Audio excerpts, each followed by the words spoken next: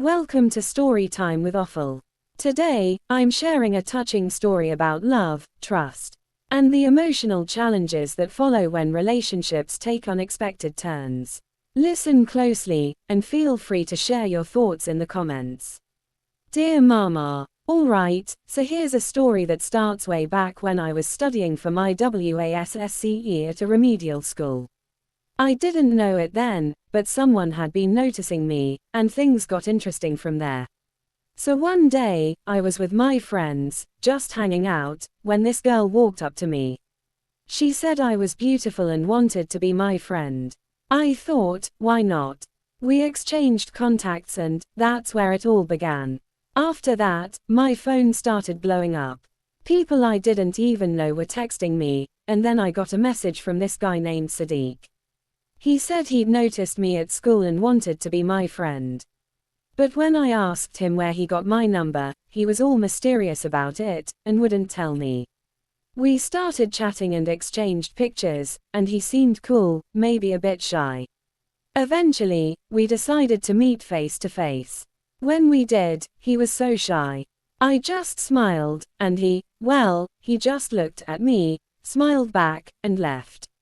Over time, we got closer, and eventually, he told me he liked me. Now, I wasn't ready for a relationship and, honestly, wasn't sure what to say. So, I told him I was into girls. Which wasn't true, but he didn't buy it. So one day, he asked me to visit him. I was nervous, it hadn't been long since we started dating. But eventually, I agreed. Took a taxi to his place, still in my school uniform, my heart pounding the whole time. We were both so shy. Then, he asked me to put away my phone, and we started talking, all while I kept my head down.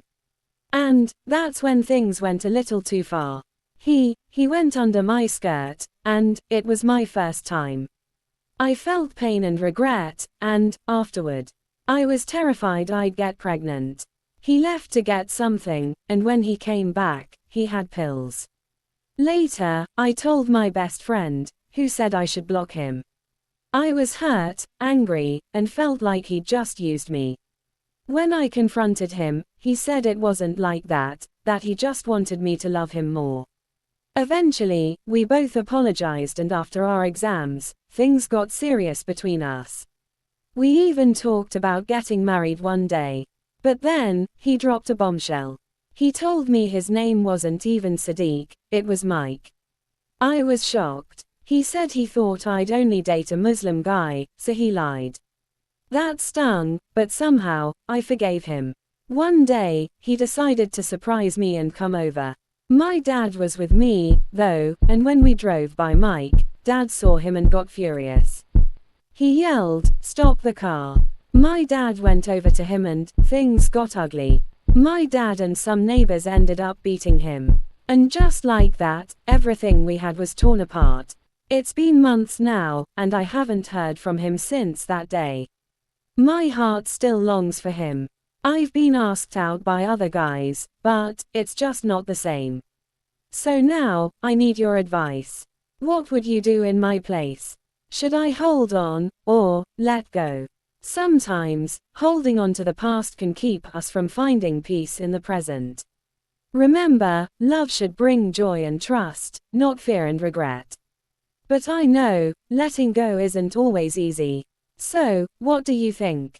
Should I let go and move forward or give this love one more chance?